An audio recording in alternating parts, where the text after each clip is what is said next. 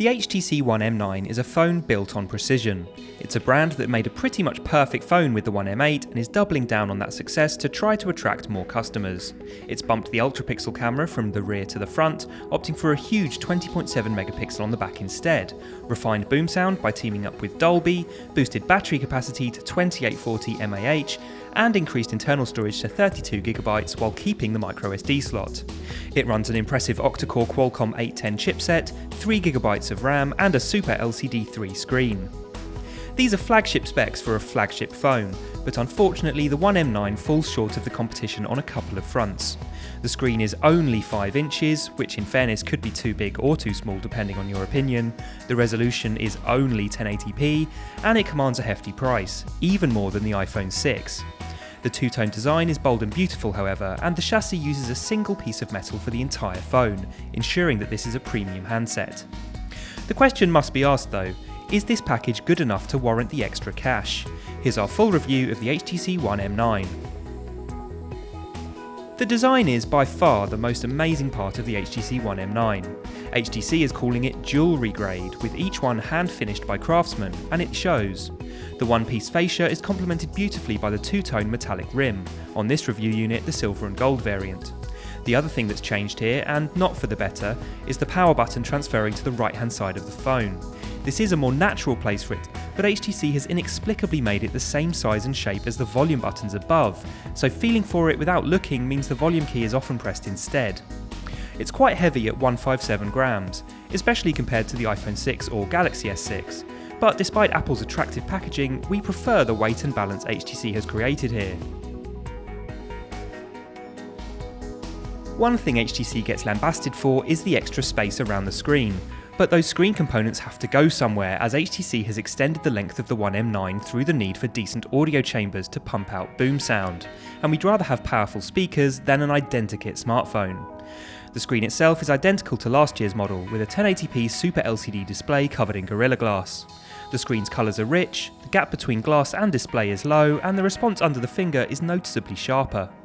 The 5-inch 441 ppi screen is a fraction smaller than the competition on the market right now, with many other brands choosing to go 5.1 inch and above, but 5 inches is a fine choice here.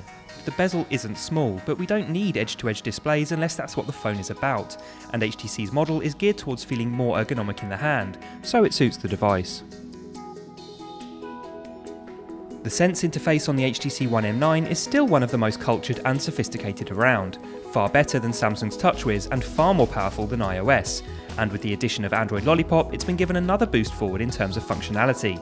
There are still a lot of swipes needed to get around, which may put some people off, but it's simple to pick up and rewards you for playing with lots of subtle tricks. The big changes are through themes and the gallery, with both having a marked effect on the way you personalise your phone.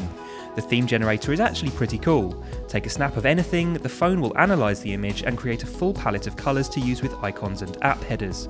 Plus the font and icon shapes will be altered to match the overall ethos too. You can choose different styles if you're not completely happy with the way the phone's suggestions work, but it's a very holistic way of making a picture work throughout the phone.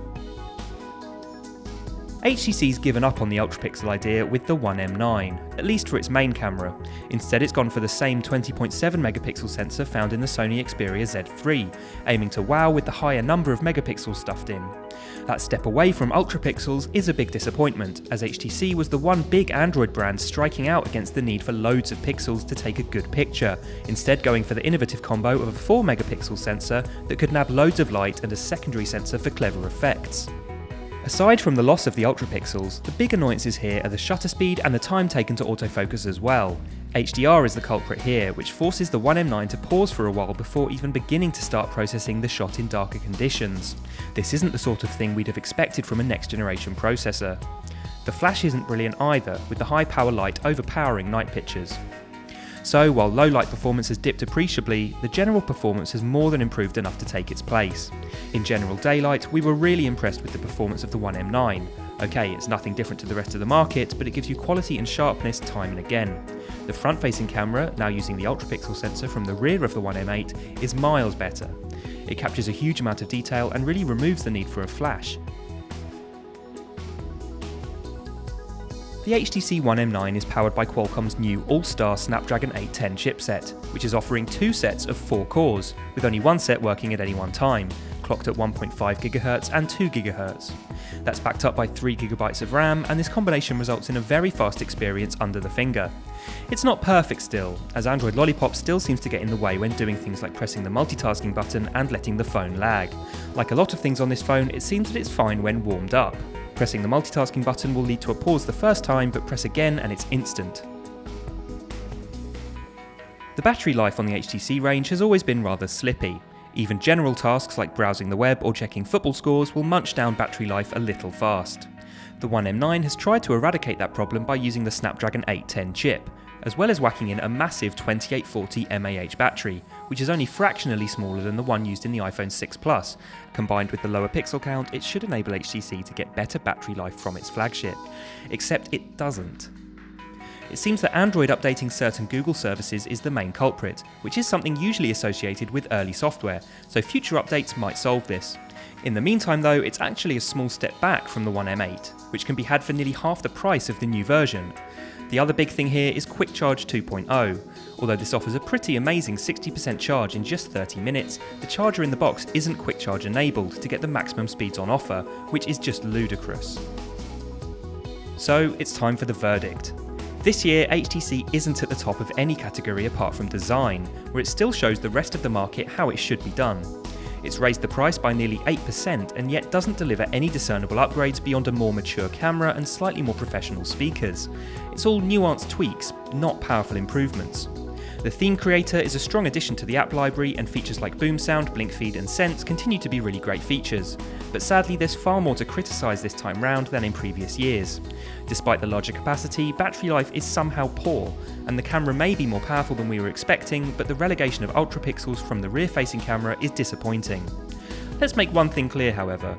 The HTC One M9 is an excellent phone, filled to the brim with good features, a clever interface and a design that it should rightly be proud of. But the biggest issue for us is that it doesn't impress as other models have. Good design is fine, but a lack of innovation isn't. What do you think of the HTC One M9? Let us know in the comments, and don't forget to like and subscribe for more tech news, reviews, previews and features.